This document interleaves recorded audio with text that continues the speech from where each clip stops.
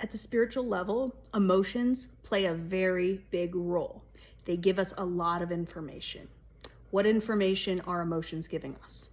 They are telling us how in or out of alignment we are with our connection to God energy, source energy, the love and the light of the Creator, the divine chi, life force, kundalini flowing through us. How much are we constricting or allowing that flow? That's simply all emotions are. They're not telling us what to do, where to go, when to do this or that.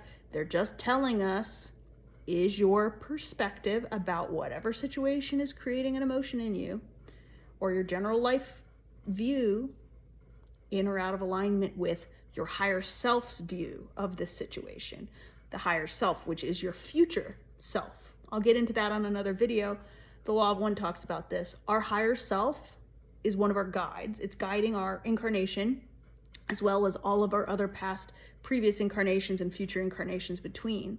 But it's essentially us in the future at a high 6 density frequency, which it's already lived all of the lives. And now it's turning to be service to others by turning back in time and being of service to all of its previous incarnations. So I guess I just told you what it is.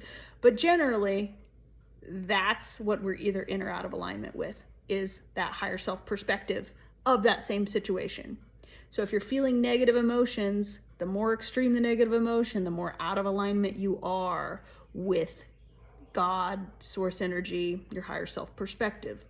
It makes me think about those lane departure signals on the newer cars. You're driving, and if you go out of the lane, it'll be like doo doo doo doo. And you know, I don't personally like this, but the steering wheel will correct itself. It'll like pull you back into the lane, and that's what negative emotions do. Or those little railings on the bowling alley things for kids or whatever, keeps the ball from going too far. That's what happens if we go too far. If we don't have these negative emotions, it's almost like we could lose ourselves in the negativity. We're like not staying calibrated back to playing the game of basically going on a journey away from our true selves to come eventually back to our true selves, which is love and light and happiness and joy and fulfillment and peace and all the positive emotions. But we're playing this game where we go experience contrast, all the negative emotions, experiencing the illusion of separation, which is not true. It's part of why, that's why that feels so bad, to think we're separate from everyone else, to think we're separate from God, to think that we can lose love, that we can do whatever, that outcomes are based on our happiness. We need outcomes to be happy. We need specific things to happen. We're in control and this and that. All these negative emotions that activate based on certain belief systems, they're telling you like, wrong perspective, wrong perception, out of alignment, change your perspective. It's not telling you to do anything. It's just saying you're looking at this wrong. That's why you feel bad. So look at it differently and you'll feel better. And even if it doesn't feel like what the ego is going to say, no, don't think of it. No, don't accept this situation, or no, don't allow that to happen, or no, don't forgive that person. But those are the things that create positive emotions, because it's part of who we truly are, and it makes us more and more in alignment with our true selves, which is the whole game, coming back to our true selves.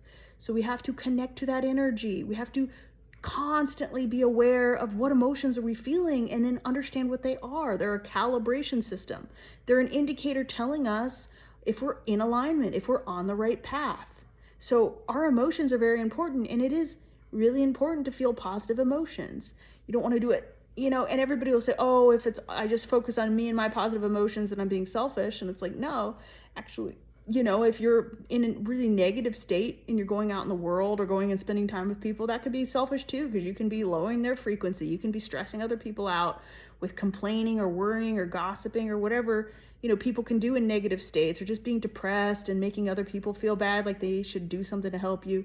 It's like, nobody's really coming to save us but ourselves ultimately. So we just choose. I'm like, you know what? I'm tired of feeling this way. I'm ready.